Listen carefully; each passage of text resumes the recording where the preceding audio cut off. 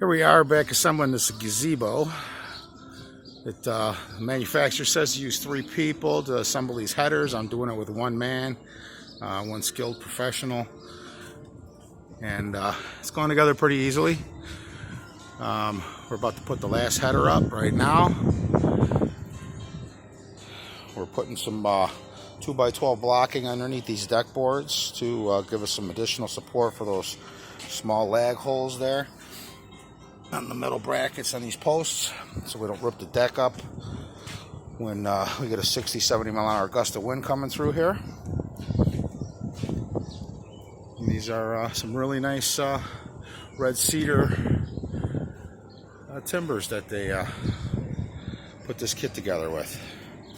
I think the owner's going to be very happy with it when it's all said and done here. Once we get the roof on it, and hopefully we'll have the roof on later today, and we'll have a final product to show you guys today.